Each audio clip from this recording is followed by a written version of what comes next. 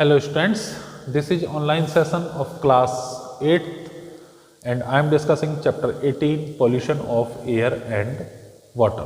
ये new chapter start करने जा रहे हैं आज स्टूडेंट्स। लास्ट लेक्चर हमने human intervention in natural phenomena complete किया था, वो उसका एक्सप्लेनेशन कंप्लीट हो चुका है। क्वेश्चन आंसर्स मैंने आपको बोर्ड पर करा दिए थे और जो लॉन्ग क्वेश्चन आंसर्स रह गए थे उसकी पीडीएफ आपको कामाक्षी मैम ने भेज दी होगी। ठीक है, शॉर्ट क्वेश्चन आंसर्स और जो एक्सरसाइज वगैरह है वो सारी पीडीएफ आपको कामाक्षी मैम भेज चुकी हैं। एक्सप्लेनेशन मैंने आपको कंप्लीट करा दिया था, चैप्टर आपका कंप्लीट हो चुका है। जिन स्टूडेंट्स ने अपनी नोटबुक में अभी तक चैप्टर नहीं किया है वो अपना चैप्टर कंप्लीट कर ले। ठीक है, और अगर आप चाहते हैं कि आप उसको चेक करवाना चाहते हैं तो आप स्कूल में आकर दे सकते हैं मुझे, मैं आपकी नोटबुक चेक कर दूंगा या आप रिसेप्शन पर सबमिट करा सकते हैं। क्लियर? तो चलिए स्टूडेंट्स, आज नया चैप्टर स्टार्ट करते हैं। इंटरेस्टिंग चैप्टर है और इस चैप्टर से हमें बहुत कुछ सीखने को भी मिलता है। ठीक है, pollution of air and water. देखिए, सबसे पहली बात तो मैं आपको बताना चाहूँगा कि एयर और वाटर हमारी बेसिक नीड है। ठीक है, बेसिक नेसेसिटी है, हमारी बेसिक नीड है। इनके बिना लाइफ पॉसिबल नहीं है। लास्ट लेक्चर में हमने फॉरेस्ट और प्लांट्स के बारे में पढ़ा था। प्लांट्स और फॉरेस्ट भी हमारी बेसिक नीड में ही काउंट होते हैं क्योंकि वो हमें ऑक्सीजन प्रोवाइड कराते हैं, फूड मटेरियल्स प्रोवाइड कराते हैं, टिम्बर प्रोवाइड कराते हैं और न जाने कितनी अनगिनत चीज़ें हमें मिलती हैं पेड़ों से। तो उनके बिना हमारी लाइफ पॉसिबल नहीं है। सेम यहाँ पर भी है कि अगर हमें प्योर वाटर और प्योर एयर नहीं मिलेगा कंज्यूम करने के लिए या इनहेल करने के लिए तो हमारी लाइफ पॉसिबल नहीं है। ठीक है, आप जानते हो कि कितने ही लोग लाखों करोड़ों हर साल दूषित पानी पीने से और दूषित हवा लेने से मर जाते हैं। ठीक है, और न जाने कितने ही लोगों को बीमारी हो जाती है, वो अपना पूरा जीवन बीमारी में ही काट देते हैं। तो ये सब किस वजह से होता है कि अगर हम पॉल्यूटेड वाटर कंज्यूम करते हैं या पॉल्यूटेड एयर को इनहेल करते हैं तो उसकी वजह से हमारे शरीर में बीमारियां लग जाती हैं और फाइनली फिर वो हमारी बॉडी को धीरे धीरे डिकम्पोज करती रहती है। तो ज़रूरी है कि हमें प्योर वाटर मिले, प्योर एयर मिले और उसके लिए हमें सीखना पड़ेगा कि हम अपने आसपास में जो वाटर सोर्सेज हैं या जो एयर है उसको किस तरीके से पॉल्यूट कर रहे हैं और हम उस पॉल्यूशन से किस तरीके से बच सकते हैं। ठीक है, अब देखिए आपकी बुक में 3 डायग्राम इसमें दिखाए हुए हैं, आप यहाँ पर भी देख सकते हैं कि किस तरीके से फैक्ट्री का जो गंदा पानी है या इंडस्ट्री का जो गंदा पानी है, वेस्टेज है, वो किस तरीके से नदी में बहा दिया जाता है। ठीक है, तो ये जो पहला सीन हमें देखने को मिल रहा है, इससे क्या हो रहा है? वाटर पॉल्यूशन हो रहा है। ठीक, सेकंड, इंडस्ट्री या फैक्ट्री किस तरीके से बड़ी बड़ी चिमनियों से धुआं निकालती हैं और वो धुआं हमारे आसपास के एनवायरनमेंट में घुल जाता है, हमारे आसपास की एयर में मिल जाता है और फाइनली वो फिर हमारी बॉडी के अंदर चला जाता है जब हम उसको सांस के थ्रू लेते हैं। तो सेकंड केस में जो है वो एयर पॉल्यूशन हो रहा है बहुत बड़ी मात्रा में। थर्ड है जो हमारे व्हीकल्स हैं, आप देख रहे हो कितने ज़्यादा व्हीकल्स चल रहे हैं रोड पर। हर व्यक्ति मोटरसाइकिल और कार से जाना पसंद करता है, बसों में और ट्रेन में बहुत ही कम लोग हैं। लेकिन जो गरीब लोग हैं वो आज भी बसों से और रेलगाड़ियों से सफ़र करते हैं। तो हर तरीके का व्हीकल है। ठीक है, बसेज भी हैं, ट्रेन भी है, मोटरसाइकिल भी है और कार भी हैं। हर तरीके के व्हीकल से क्या निकलता है? धुआं निकलता है। ठीक है, बहुत ज़्यादा फॉसल फ्यूल को बर्न करते हैं, फॉसल फ्यूल से बहुत ज़्यादा हार्मफुल गैसेज निकलती हैं जैसे कि कार्बन डाइऑक्साइड है, नाइट्रोजन ऑक्साइड है और सल्फर डाइऑक्साइड है। इस तरीके की हानिकारक गैसें निकलती हैं जो हमारे एयर को पॉल्यूट करती हैं और बाद में और भी ज़्यादा हार्मफुल होती हैं। जैसे सल्फर डाइऑक्साइड और नाइट्रोजन डाइऑक्साइड से क्या होता है, जब ये वाटर ड्रॉपलेट्स के साथ मिलती हैं तो नाइट्रिक एसिड और सल्फ्यूरिक एसिड जैसे हार्मफुल चीज़ें बनाती हैं और वो बारिश के थ्रू हमारी अर्थ पर आ जाता है दोबारा से। ठीक है, तो थर्ड पिक्चर जो हमें दिखाई दे रही है उससे भी क्या हो रहा है? एक तरीके से एयर पॉल्यूशन हो रहा है। सबसे पहले बात करते हैं कि पॉल्यूशन क्या होता है। पॉल्यूशन एक तरीके से वो सिचुएशन है हमारे आसपास में एनवायरनमेंट की या हमारे आसपास में जहाँ पे हम रह रहे हैं कि अगर वो लिविंग थिंग्स पर अपना इम्पैक्ट डालने लगे, लिविंग थिंग्स पर या नॉन लिविंग थिंग्स पर अपना हार्मफुल इफेक्ट छोड़ने लगे, हार्मफुल इम्पैक्ट डालने लगे, तो उस प्रोसेस को बोला जाता है कि ये पॉल्यूशन की कैटेगरी में आ रहा है। ठीक है, वो कंडीशन या वो पार्टिकल्स जो ह्यूमन बीइंग के लिए या एनिमल लाइफ के लिए या एग्रीकल्चर लाइफ के लिए हार्मफुल हैं या उसको किसी भी तरीके से कोई नुकसान पहुंचा रहे हैं, तो उस प्रोसेस को हम बोल सकते हैं कि ये पॉल्यूशन की कंडीशन है अब। ठीक है, नेक्स्ट एयर पॉल्यूशन। पॉल्यूशन बहुत तरीके के हो सकते हैं स्टूडेंट्स, पॉल्यूशन बहुत तरीके के हो सकते हैं। एयर पॉल्यूशन है, वाटर पॉल्यूशन है, ठीक है, साउंड पॉल्यूशन है, और हमारे आसपास में जो कैंसरस के जो कॉजेज हैं वो है, इलेक्ट्रोमैग्नेटिक वेव्स वगैरह हैं, ठीक है, स्किन कैंसर है। तो बहुत सारे तरीके के पॉल्यूशन हो सकते हैं, लेकिन इस चैप्टर में हम एयर पॉल्यूशन और वाटर पॉल्यूशन के बारे में मेनली डिस्कस करेंगे। तो सबसे पहले डिस्कस करते हैं एयर पॉल्यूशन के बारे में। Air pollution due to rapid industrialisation and human activities the quality of air declining. It means कि बहुत ज़्यादा अर्बनाइजेशन जो हुआ है, लोग गांव छोड़कर शहर में आ जाते हैं, ठीक है, किसी रोजगार की तलाश में या अपने बच्चों को अच्छी शिक्षा देने के लिए। तो उस वजह से क्या हुआ है, इंडस्ट्री धीरे धीरे बढ़ने लगी है। ठीक है, शहरों में इंडस्ट्री बढ़ने लगी हैं, फैक्ट्री बढ़ने लगी हैं। भाई जब गांव से लोग आएंगे तो उनको रोज़गार भी चाहिएगा, और रोज़गार के लिए फैक्ट्री और इंडस्ट्री में जाना उनको होता है। तो जैसे जैसे डिमांड बढ़ रही है वैसे वैसे फैक्ट्री और जो इंडस्ट्री हैं वो बढ़ रही हैं, और फैक्ट्री और इंडस्ट्री से कुछ ना कुछ वेस्ट मटेरियल तो निकलता ही है। जो भी हम एक्टिविटी करते हैं या जो भी हम काम करते हैं उसका कुछ ना कुछ वेस्ट मटेरियल तो निकलता ही है। यहाँ तक कि हम घर में खाना भी बना रहे हैं तो सब्जी हम काटते हैं तो उनके छिलके या और वेस्ट मटेरियल निकलता है, तो वो वेस्ट मटेरियल हम इसी तरीके से फेंक देते हैं। सेम इंडस्ट्री और फैक्ट्री का है कि जो वेस्ट मटेरियल निकलता है, जो प्रोडक्ट वो बना रहे हैं, वो प्रोडक्ट बनाने के प्रोसेस में कुछ ना कुछ वेस्ट मटेरियल निकलते हैं। तो वेस्ट मटेरियल अगर वो लिक्विड फॉर्म में है तो उसको नदी या किसी तालाब में बहा दिया जाता है, ठीक है, जिससे कि वाटर पॉल्यूशन होता है। और अगर उसको ऐसे ही ज़मीन पर डाल दें तो हमारी जो भूमि है, हमारी जो ज़मीन है वो बंजर होने स्टार्ट हो जाती है। जो इंडस्ट्री है अगर वो उसी तरीके से उसको ज़मीन पर बहा देती हैं तो फिर लैंड पॉल्यूशन होने लगता है। क्लियर। अब अगर वो वेस्टेज गैसियस फॉर्म में है तो उसको बड़ी बड़ी चिमनी लगाकर ऊपर की तरफ छोड़ दिया जाता है ताकि वो गैस बाहर निकल जाए। फाइनली क्या होता है कि वो गैस भी हमारे एनवायरनमेंट में ही आ जाती है। ऑलराइट, हमारे एनवायरनमेंट में ही घुल मिल जाती है वो गैस, जो हमारे आसपास एयर मौजूद है उस एयर में मिक्स हो जाती है। अब फाइनली उसको इनहेल हम करेंगे जब हम ऑक्सीजन लेंगे, बार बार हमें ऑक्सीजन की ज़रूरत पड़ती है। जब हम इनहेल करते हैं तो वो पार्टिकल्स भी हमारी बॉडी के अंदर आ जाते हैं जिनको हमें इनहेल नहीं करना चाहिए। ठीक। अब बहुत सारे जो एयर पॉल्यूशन है उसमें बहुत सारे पार्टिकल्स ऐसे होते हैं जो हार्मफुल इफेक्ट डालते हैं हमारी बॉडी के ऊपर। जैसे कि मैंने अभी आपको बताया, sulphur dioxide, nitrogen dioxide, carbon dioxide, ये इस तरीके की गैसेज हैं जो हमारी बॉडी पर हार्मफुल इफेक्ट डालती हैं। और अगर हम इन्हें किसी तरीके से इनहेल कर लें तो अस्थमा, एलर्जी या लंग से रिलेटेड कोई डिजीज, इस तरीके की डिजीज हमारी बॉडी में जन्म ले सकती हैं। ठीक है, चलिए नेक्स्ट टॉपिक डिस्कस करते हैं, sources of air pollution. Air pollution के क्या क्या सोर्स हो सकते हैं। वैसे तो आप सब जानते ही हैं स्टूडेंट्स। सबसे पहले main contributor of air pollution, the smoke produced from the burning of fossil fuels, would, biomass and harmful gases released from the exhaust of vehicles. Main जो कंट्रीब्यूटर है एयर पॉल्यूशन का वो क्या है, बर्निंग ऑफ फॉसिल फ्यूल्स है, burning of biomass, burning of would, और जो vehicles से एग्जॉस्ट जो गैसें निकलती हैं व्हीकल्स के चलाने पर। व्हीकल्स में भी क्या है, फॉसिल फ्यूल बर्न हो रहा है, तो व्हीकल से भी जो गैसेज निकलती हैं वो मेन कंट्रीब्यूटर हैं एयर पॉल्यूशन में। Next, the increasing pollution in our country is leading to high usage of fuels for cooking.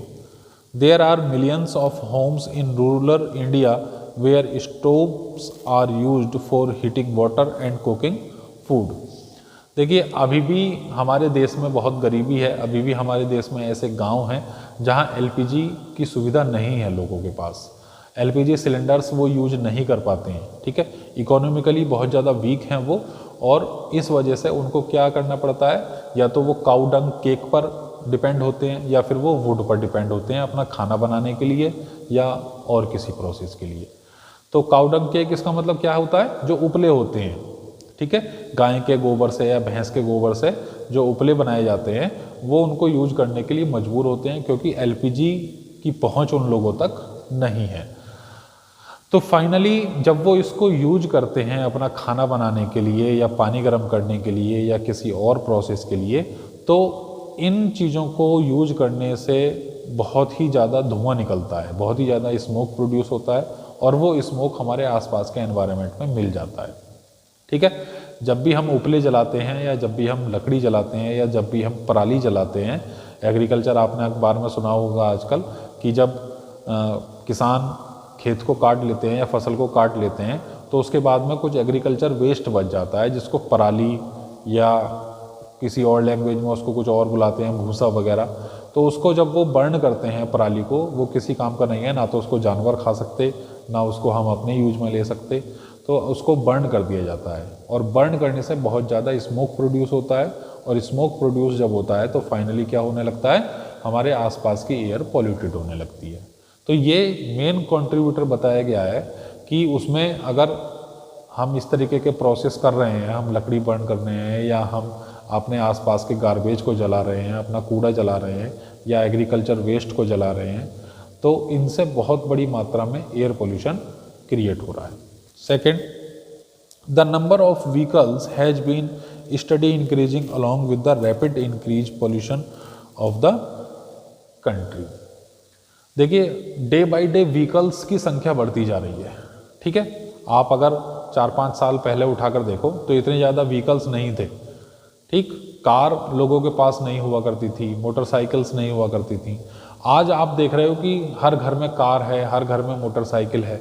तो डे बाय डे व्हीकल्स की जो संख्या है वो बढ़ती जा रही है, ठीक है, लगातार व्हीकल्स की संख्या बढ़ती जा रही है। तो व्हीकल्स जब हम संख्या बढ़ रही है तो उनको यूज भी हम लोग करते हैं, जब उनको यूज करते हैं तो उसमें फॉसल फ्यूल्स बर्न होता है।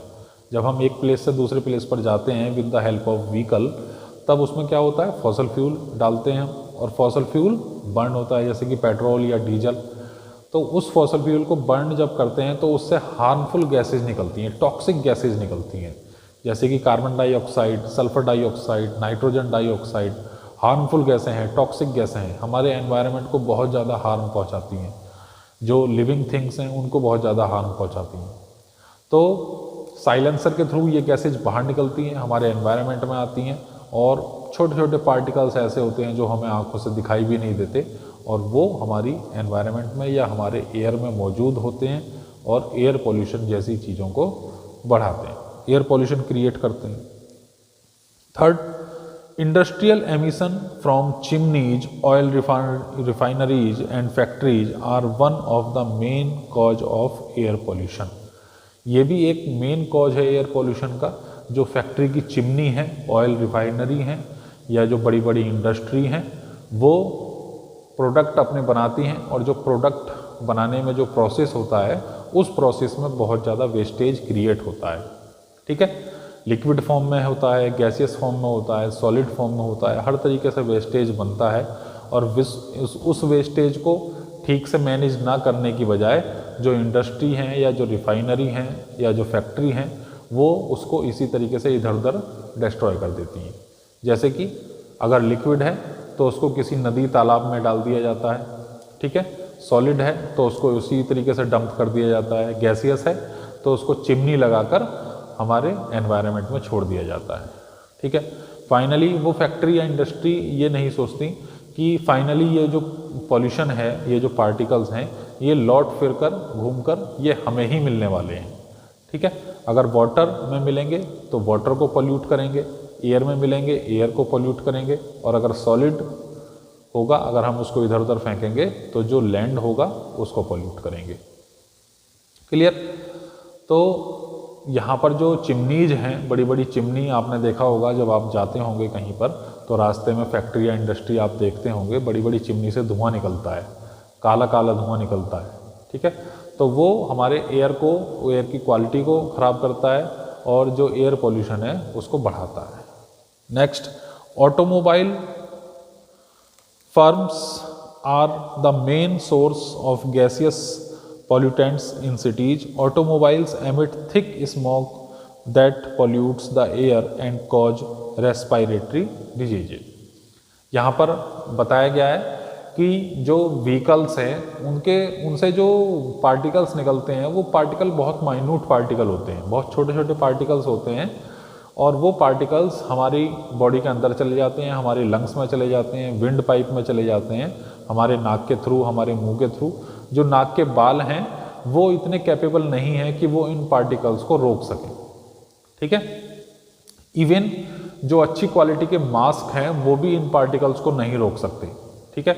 आपने पार्टिकल 2.5 पढ़ा होगा, बहुत ही छोटा पार्टिकल है और वो पार्टिकल मास्क के थ्रू भी नहीं रोक पाता, ठीक है। हमारी बॉडी के अंदर चला जाता है और हमारी बॉडी में फिर वो जो सांस लेने से संबंधित बीमारियां हैं उनको जन्म देता है, जो लंग्स से रिलेटेड डिजीज़ हैं उनको क्रिएट करता है, ठीक है। अस्थमा जैसी बीमारियां हो जाती हैं जिसमें सांस लेने में प्रॉब्लम होती है, या एलर्जी हो जाती है, ठीक है। किसी भी चीज़ से एलर्जी हो सकती है, धूल से एलर्जी हो सकती है, या किसी ऐसे पार्टिकल से एलर्जी होती है, बार बार छींके आना, खुजली होना, तो ये सब एलर्जी के निशानी हैं।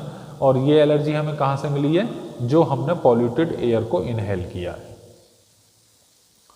The minute particles of carbon and other pollutants are suspended in air to form suspended particulate matter.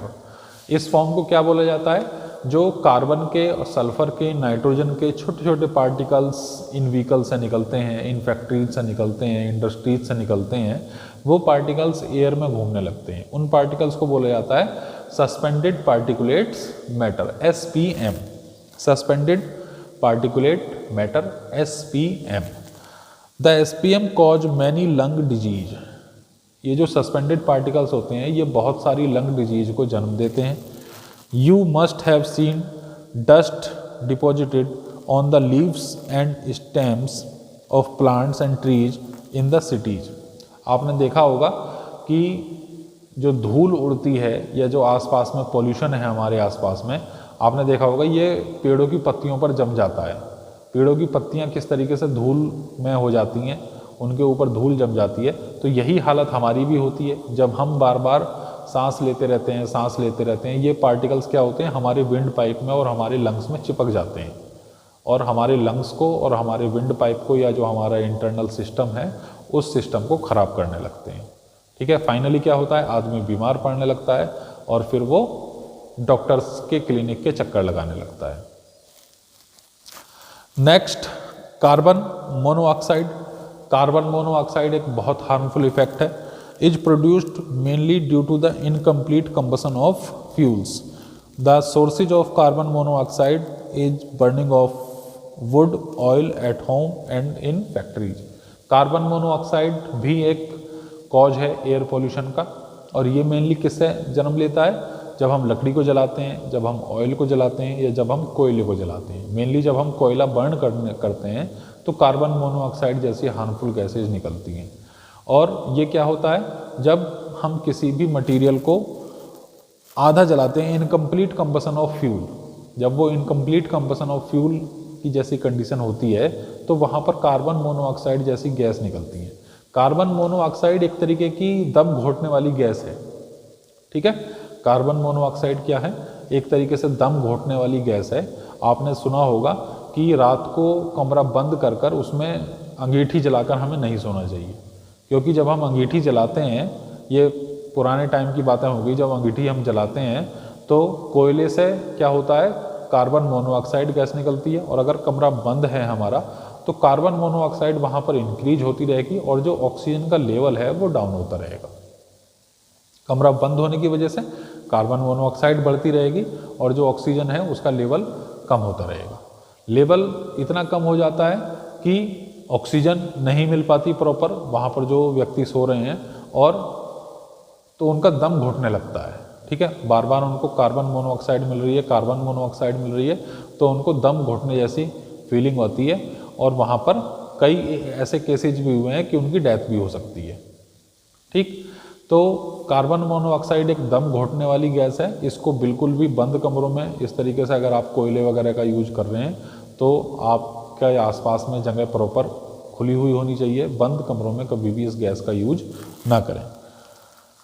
Next, carbon dioxide, sulphur dioxide, again बहुत ज़्यादा हार्मफुल गैसेज हैं और मेनली जब हम फॉसिल फ्यूल को बर्न करते हैं या जब हम किसी इंडस्ट्री में जो धुआं निकलता है वहाँ से ये सल्फर डाइऑक्साइड, नाइट्रोजन डाइऑक्साइड ऐसी गैसेज निकलती हैं और ये क्या करती हैं, जब ये वाटर ड्रॉपलेट्स के साथ मिक्स होती हैं, ठीक है, जैसे एनवायरनमेंट में मान लीजिए नाइट्रोजन डाइऑक्साइड और सल्फर डाइऑक्साइड गैसेज हैं और अगर बारिश होती है ये वाटर ड्रॉपलेट या वाटर वेपर के साथ मिक्स हो जाती हैं तो सल्फ्यूरिक एसिड और नाइट्रिक एसिड जैसी हार्मफुल चीज़ें बनाती हैं जिसको हम बोलते हैं एसिड रेन।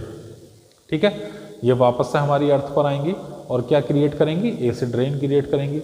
आप समझ सकते हो कि कितनी भयावह कंडीशन हो सकती है कि जब बारिश के साथ तेजाब आने लगे, एसिड आने लगे, ठीक है, वो हमारे लिए भी हार्मफुल है, हमारी स्किन को बर्न कर सकता है, एनिमल्स की स्किन को बर्न कर सकता है और जो एग्रीकल्चर लैंड है उसको पूरी तरीके से डिस्ट्रॉय कर सकता है। Next, chlorofluorocarbons. क्लोरोफ्लोरोकार्बन्स आप जानते हैं एक ऐसा पार्टिकल है, एक ऐसी कंडीशन है, are used in refrigerator, air condition systems and aerosol can CFC deplete the ozone layer. ठीक है, ये ऐसे कार्बन्स हैं जो ओजोन लेयर को ख़त्म करते हैं। ठीक है, ओजोन लेयर के बारे में मैं आपको बता दूं पहले थोड़ा सा। ओजोन लेयर हमारी जो एयर है उसमें हमें बचाती है सन की अल्ट्रावायलेट रेज से। ठीक है, सन की अल्ट्रावायलेट रेज से ओजोन लेयर हमको बचाती है, ओजोन लेयर उसको एब्जॉर्ब कर लेती है। अगर अल्ट्रावायलेट रेज हमारी अर्थ पर आने लगती हैं तो स्किन कैंसर जैसी प्रॉब्लम्स या स्किन कैंसर जैसी बीमारी को जन्म दे सकती हैं, बढ़ावा दे सकती हैं। तो जो सन रेज हैं उसमें से अल्ट्रावायलेट रेज पहले ही एब्जॉर्ब हो जाती है। क्लियर? तो जो क्लोरोफ्लोरोकार्बन्स हैं जो रेफ्रिजरेटर में और जो एयर कंडीशंस में यूज होती हैं वो हमारी ओजोन लेयर को हार्मफुल क्षति पहुंचाती हैं और ओजोन में कहीं कहीं पर छेद भी हो चुका है इस क्लोरोफ्लोरोकार्बन की वजह से। ठीक है, नेक्स्ट, कुछ नेचुरल सोर्स भी हैं जिनकी वजह से एयर पोल्यूशन हो सकता है, जैसे कि जंगलों में आग लग जाना। ठीक है, जहाँ गर्मी होती है, बहुत ज़्यादा गर्मी हो रही है तो वहाँ कभी कभी कैसा होता है कि जंगलों में अपने आप आग लग जाती है। ठीक है, और जब जंगलों में अपने आप आग लग जाती है तो सारा का सारे जंगल जलकर राख हो जाते हैं, वहाँ पर जो एनिमल्स हैं उनको भी नुकसान पहुँचता है, वो भी जल सकते हैं। तो ऐसी कंडीशन में क्या होता है कि वहाँ पर एयर पोल्यूशन जैसी समस्या आ जाती है जब पूरे के पूरे जंगल में आग लग जाती है। क्लियर? तो ये स्टूडेंट्स हमने सोर्स पढ़े आज कि एयर पोल्यूशन के क्या क्या सोर्स हो सकते हैं। ठीक, जैसे कि सबसे पहले हमने carbon monoxide, sulphur dioxide, nitrogen dioxide, suspended particulate matter और जो व्हीकल्स से धुआं निकल रहा है या जो इंडस्ट्री से धुआं निकल रहा है, फैक्ट्रीज से धुआं निकल रहा है, चिमनीज से धुआं निकल रहा है, ठीक है, या जो नेचुरल रिसोर्स हैं, जो जंगलों में आग लग जाती है किसी वजह से, तो ये सारी वजह हो सकती है एयर को पॉल्यूट करने की। ठीक है, नेक्स्ट लेक्चर में हम डिस्कस करेंगे कि इन सारी वजह पर हम किस तरीके से कंट्रोल पा सकते हैं, किस तरीके से हम एयर को पॉल्यूट होने से बचा सकते हैं, किस तरीके से हम एयर पोल्यूशन कंट्रोल कर सकते हैं। क्लियर? तो चलिए स्टूडेंट्स, इतना आप रिवाइज करिएगा, बाकी मिलते हैं नेक्स्ट लेक्चर में और डिस्कस करते हैं control of air pollution. Thank you, have a good day.